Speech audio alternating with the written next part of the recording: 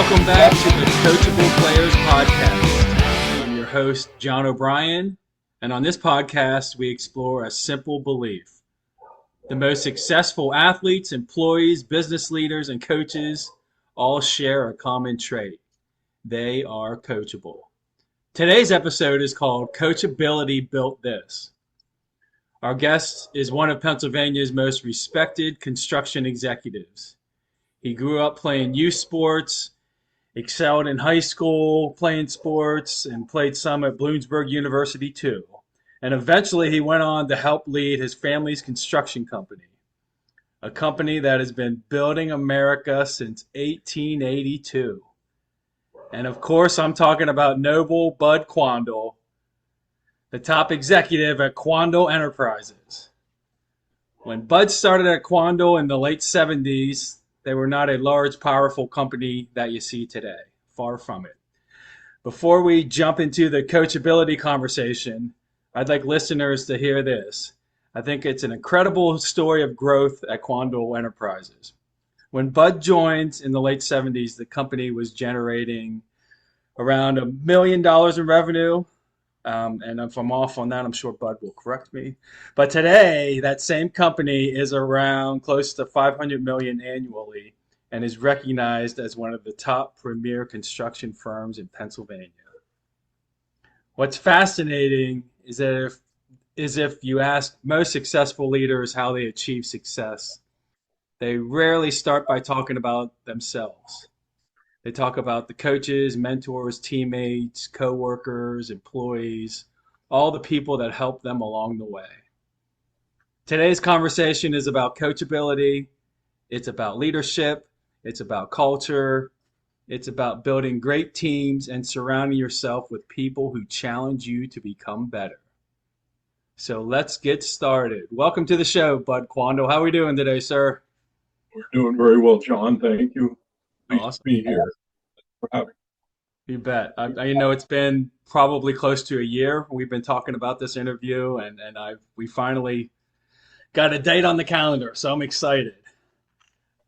Let's start right with the early years and talk about sports. Let's hear the Bud story right from the beginning. What sports did you play growing up, and what role did athletics help in shaping who you are today? Well, certainly athletics, I think, played a huge role in my development, and every bit as much as education, and learned a lot of lessons from the very beginning. And one of them I can recall here in my hometown of Minersville, Pennsylvania. I tried out in second grade, the summer after second grade, for Little League Baseball, and the tryouts were right here on this block. There's a pretty big lot next to the football field, and that's where our tryouts were. So I went out for Little League, and lo and behold, I didn't make the team. And I was crushed. And I remember going home, and it was one of my first experiences at really losing something. And I remember how my parents had to bolster me, convince me that next year we can try again, dust myself off, and practice, and things will change. So I went back the following year and got picked to a different team, and started. I made the team this year. Awesome. And it was summer after third grade. I was 8 years old, going on 9. And I sat on the bench for a year. And the following year, I started to get some play when our team would get ahead. So I really learned that this was equal to my performance, and it was competitive, and that if I worked at it and had the discipline to continue to practice, this would all come around, and eventually it did. And then you moved on to the high school. You excelled in what sort of sports did you play in high school? And then in Minersville, back these days, had a very good athletic program, specific, particularly football, and it was never an option whether I would play football. It was a given, and we had it was the good fortune of having an incredibly good coach back then, and he was totally dedicated to his players, and that was an incredibly valuable lesson in life as far as delayed gratification, and he treated every player like they were somebody special. He recruited, and it was just a wonderful program. And then and his practices were brutal. And I mean, we would have to be in summer prep August 18th. We had to prepare for that, and if you didn't go out a month ahead of time and start getting yourself in shape, people paid a price for that, because his practice sessions were like 4 hours. Oh, geez. I remember one time being on the field, I think it was sophomore, junior year, and it was like 1:45 on a summer day, and we started at like 8:15, and we were still on the field, and he was he had a pretty good he was a line coach, but he was also he was our head coach, but he was a lineman, I should say.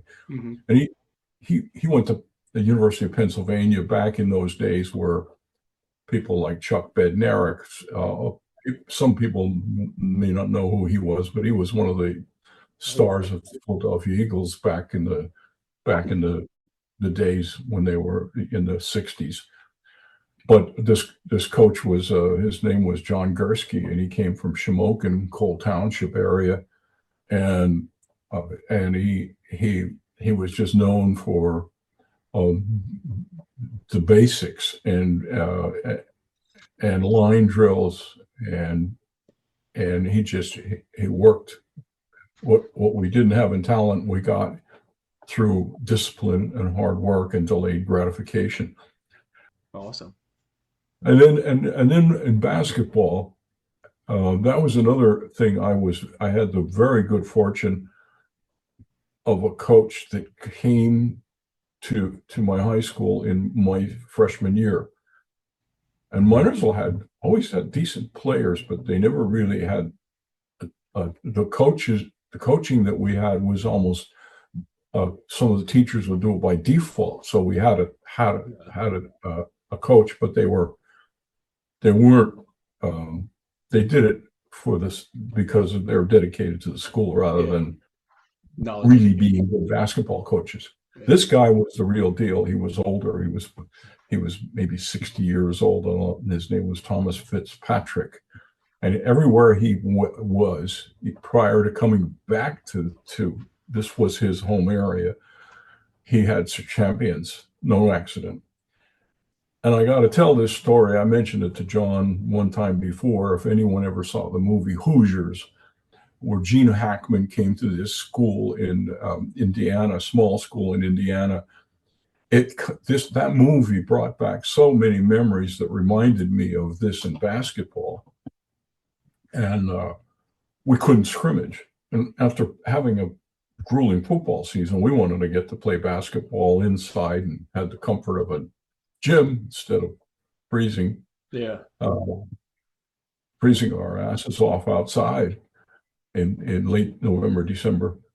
And he made us do these drills, weaves, and PT prep.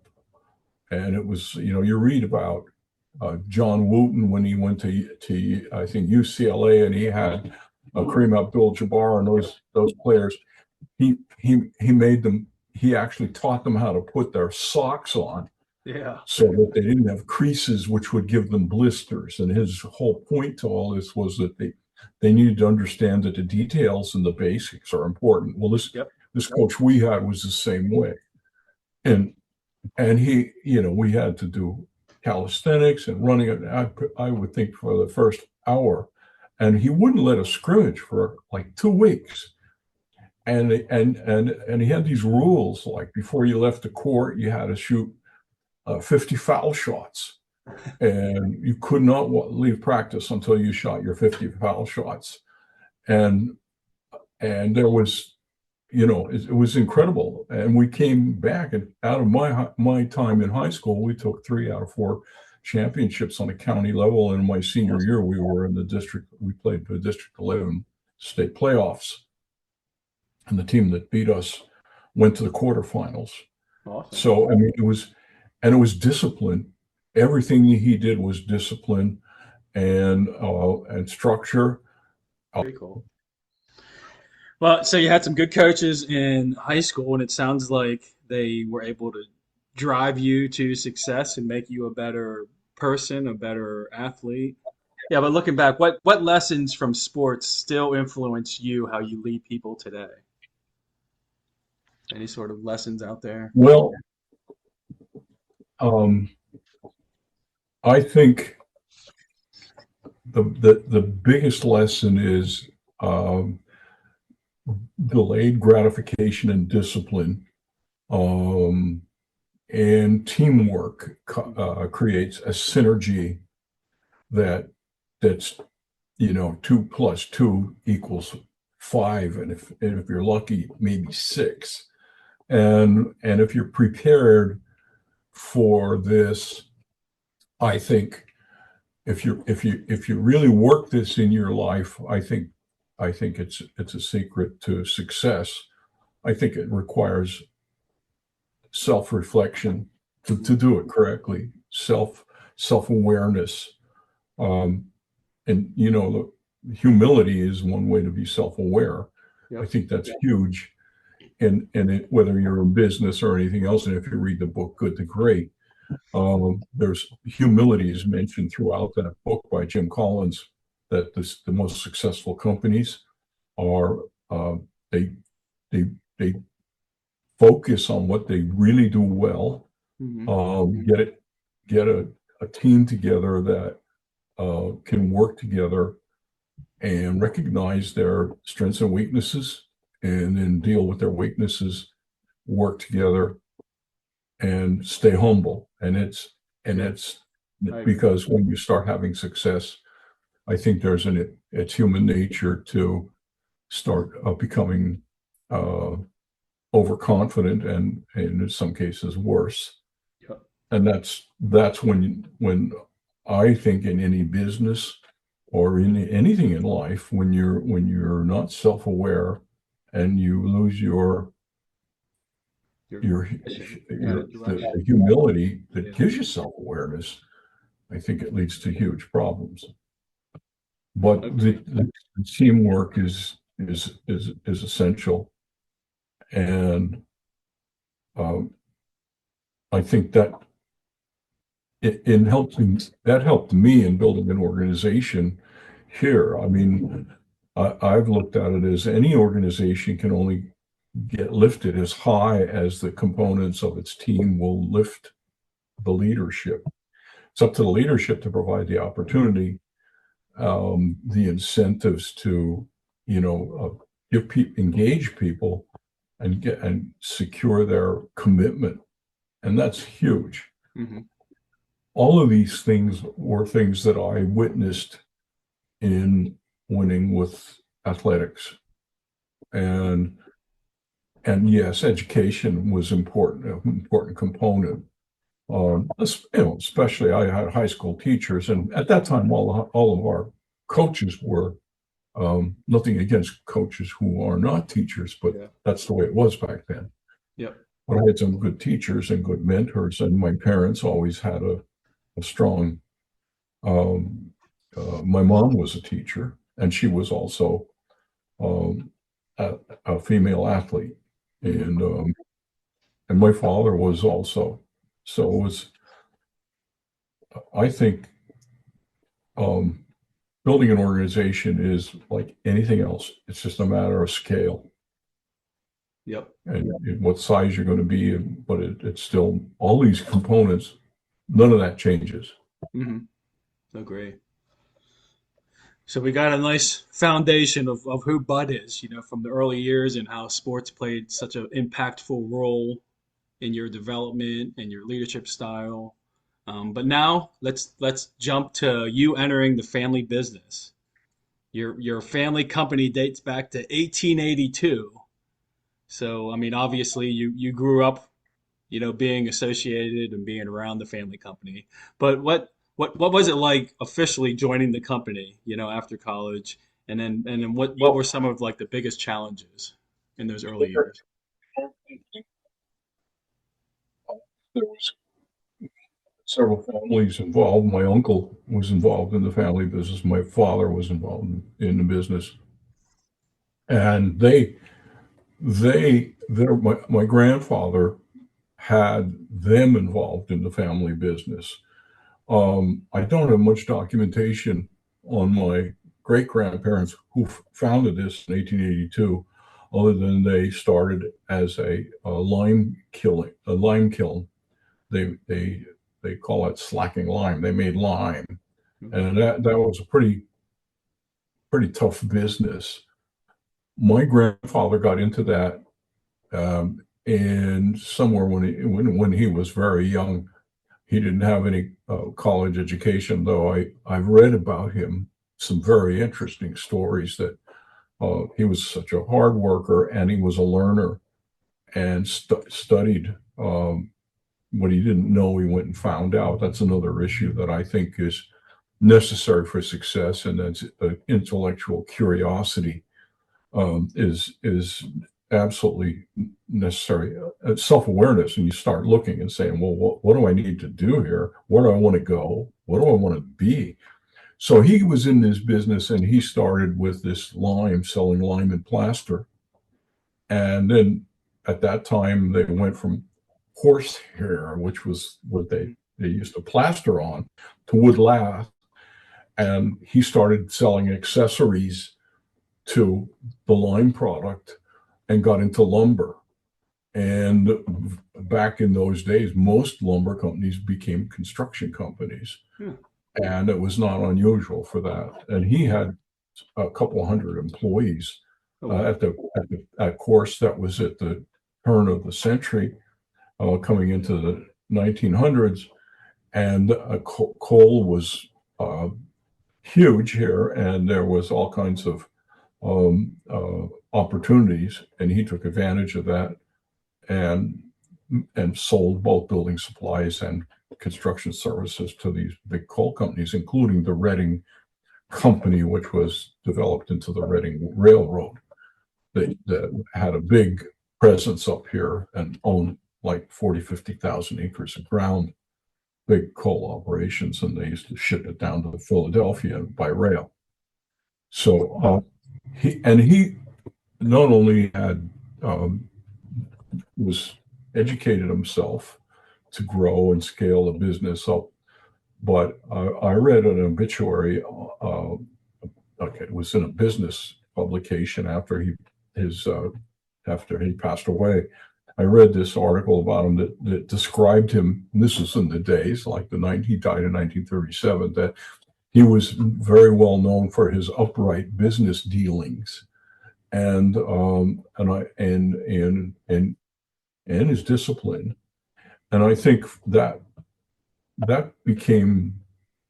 struck me. My father always was an honorable gentleman also. And my dad went to college. He went to Rensselaer Polytechnic Institute and graduated in architecture. So it was just a natural for him to be in the construction business because he was technically brilliant. And then they scaled up the lime and building supplies into ready mix concrete, and in the early 1940s. And my uncle and my dad started two cousins and I in doing work in the family business at like 13, 14 years old, where we had to engage, and they gave us everything from sweeping the warehouse to in high school loading cement, which was loading bags of cement, which I remember were 93.2 or 93.5 pounds each. So that was good for physical fitness and dovetailed into our sports. Yeah. So my cousin and I, that's Greg's father, who Greg is now my successor at Quandel Enterprises. Yep. Greg's father. They had all of us working, my dad and him, in the family business, and we knew pretty much everything from the manual labor work right through to doing chores, sweeping warehouses, driving nails, and working as carpenter helpers and carpenter apprentices at one point. And it was a real experience. We started every one of us from the ground up. And my first cousin Jim went into the ready mix business full time. He passed away earlier this year in February. My cousin Charles became an engineer and was a graduate of the Naval Academy, and then worked in the precast business and started his own engineering firm.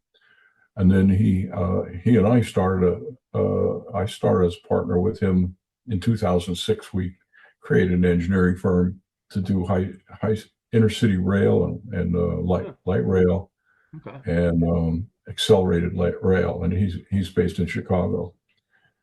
But all of us had to start here, and that gave us a work ethic and a discipline and the family history that has been treasured by us, and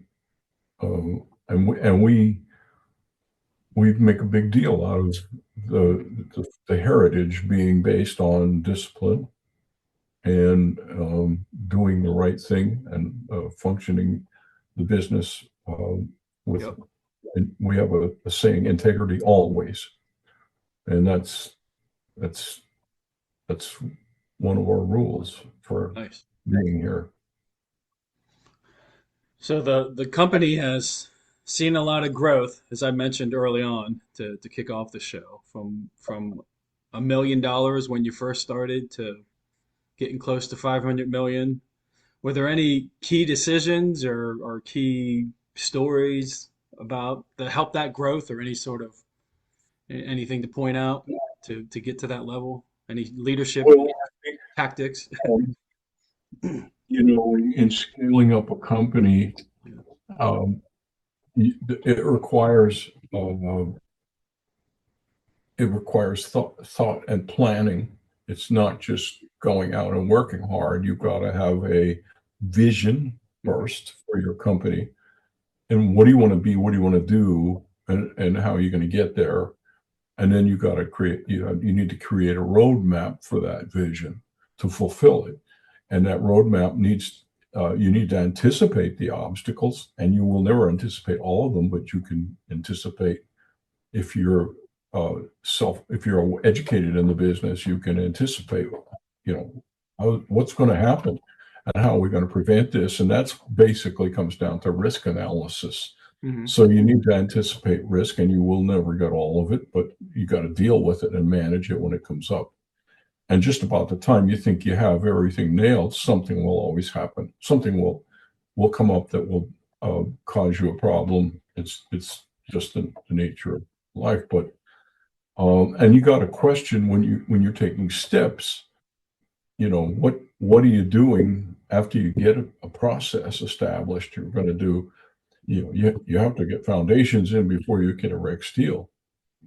And if you can't get the foundations done, you can't erect the steel. Once the steel's up, you got to put a roof on it. But they have to be scheduled.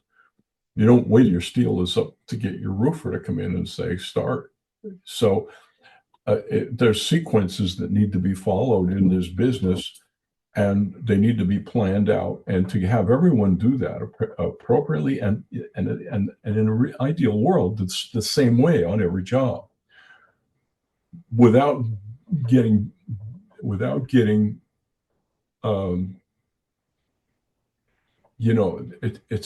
it's controlling without being a bureaucracy, and keeping a sense of this is where we're going, and we have to get done. And we need to anticipate the weather. Yep. But we still, when we commit to a date, we need to get it done by that date. Yep. In the perfect world, there will be obstacles, and they need to be managed. So I think eliminating the obstacles is there's all kinds of books out on that. The first one I read years ago was called The Goal, written by a gentleman by the name of Goldratt. And it was basically, no matter what you're doing, you look for where the choke points are. If you're driving down an interstate and there's 2 lanes converging to one, you'll find traffic backed up sometimes miles. And that's because it's a constraint. And you have the same thing when you're building a building, or wherever you're building, there's a constraint. So you got to anticipate them and eliminate them, or be prepared to deal with them. And if you do that, I mean, you read about, there's a gentleman who has a book out right now called The Algorithm. His name is John McNeil, and he was one of Elon Musk's star players. And he talks about this very same subject, that you look at what you're doing, and then you have to ask the question, how can we do it better? Because you're doing it a certain way, and even there's a prescribed way to do it in the industry, but that way may become, especially with the coming of AI and all the other technology, productivity enhancement tools that we have. I think it's important that you start questioning, well, do we really need to do this, or how can we do it better? And that's literally the success that Musk has had. I mean, who would ever have thought 15, 20 years ago you could land a rocket booster backwards onto a landing pad? Crazy. I mean, it's mind-blowing. Yeah. But it's possible. Yeah.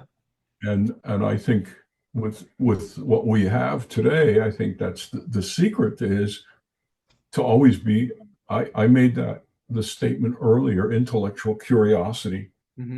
It's one of those things that you need to be focused on.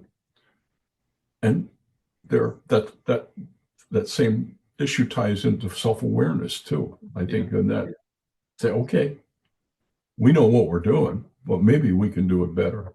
Yeah. And if so, how? And question that. Yeah.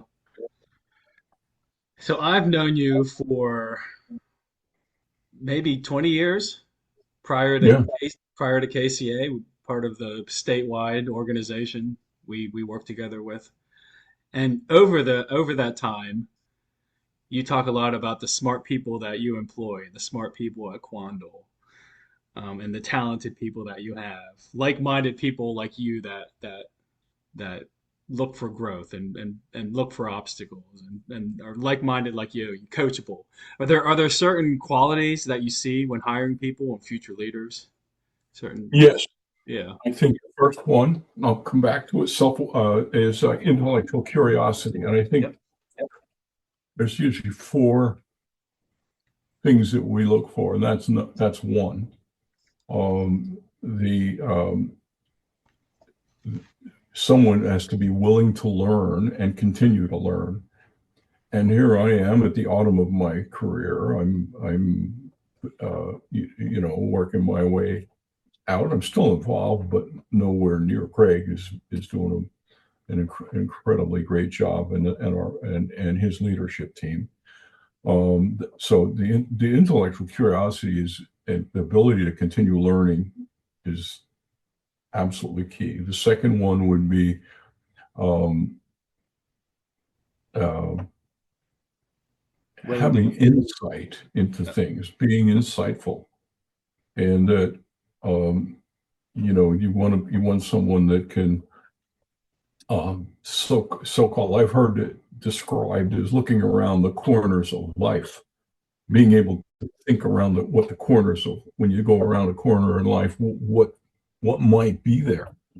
I heard Pete Hegseth say that somewhere in an interview, and that stuck with me. That was that description of that. The third is the ability to engage with people, and I think engagement is being able to have fulfilling communications, and that would be something like I think really what I view it as being able to understand a situation. I always equate that to say I try to discipline myself. I sometimes have problems doing it. Mm-hmm. But listen, and this comes in. Stephen Covey has 7.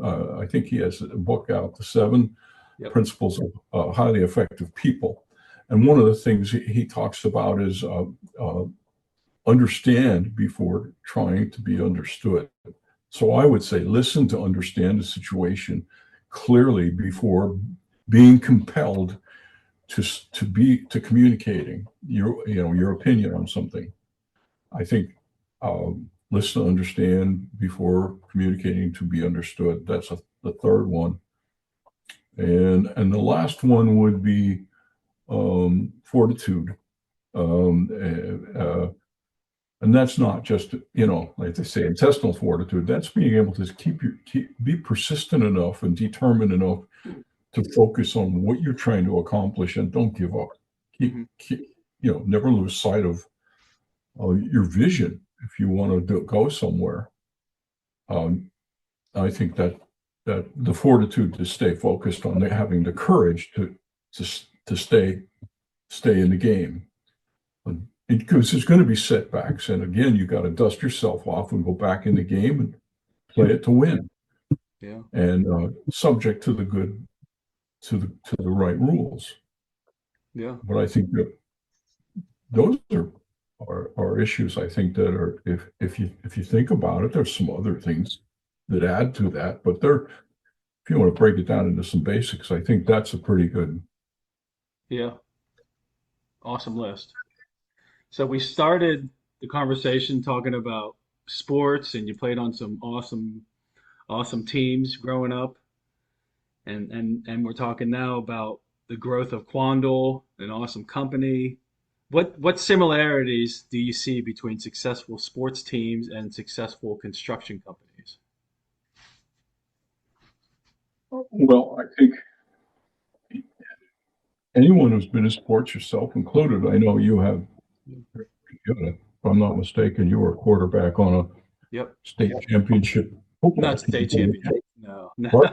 I wish we won the state championship. Well, you guys had I think you came from a very good sports background, but I think having the ability to have a team that has the wisdom, and that's a wisdom. I'm talking is different than intellect.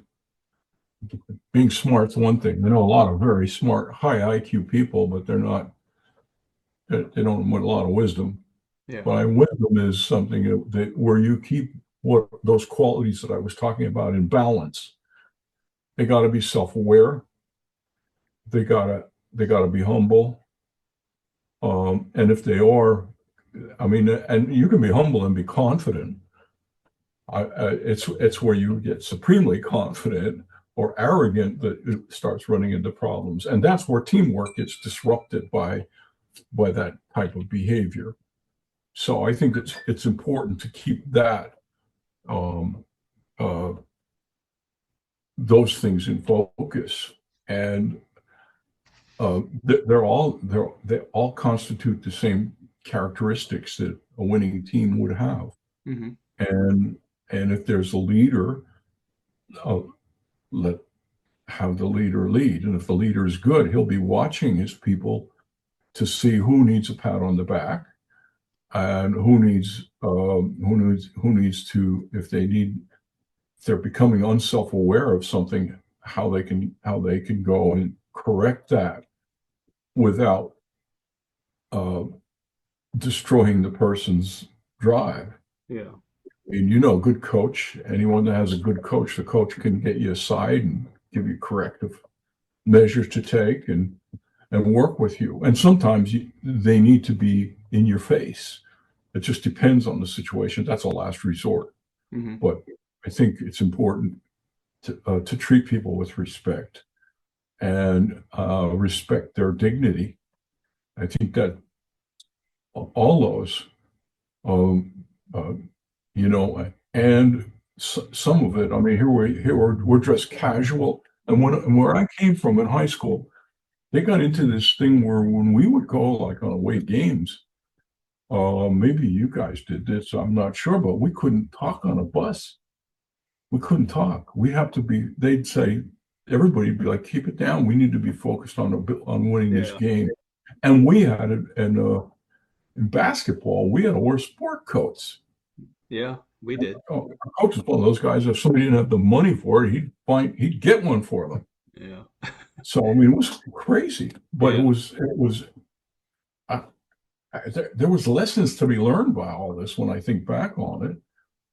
When we got out, we came from this tough coal region town. We get out of a bus going somewhere on a away game with sport coats and a tie on. Yeah. For a basketball game. It was crazy. Yeah. But there was messages instilled in us doing that. Yeah. Dress the part. You're important. You got to look important. So yeah. So do you have time for one more question here? Sure. Yeah. So this has been an awesome conversation here. But when people look at your career, what do you hope they remember the most? Bud Quandel grew a company to extreme growth here with a great team. What do you want them to remember the most? I think it's supremely important to be remembered. For me, I think as a person who respected people, treated people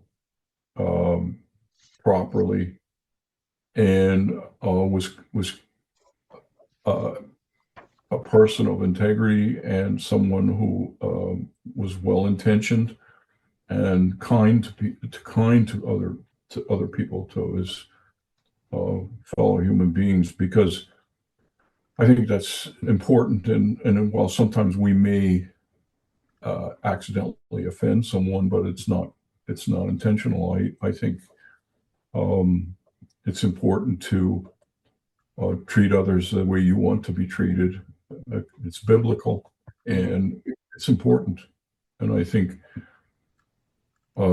if you can accomplish that, and thank God for our founding fathers, we were given a country that allow us to fulfill our visions for our lives, and they turn into opportunities.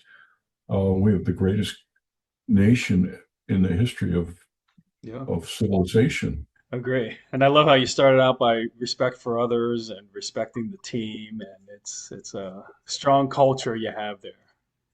You know, success isn't built by one person, it's built by people who are willing to learn, willing to adapt, willing to accept coaching, and willing to help others along the way. Mr. Bud Quandel, thank you for joining us on the Coachable Players. This has been an awesome conversation. Thank you. Until next time, stay hungry, stay humble, and stay coachable. Thank you, Bud.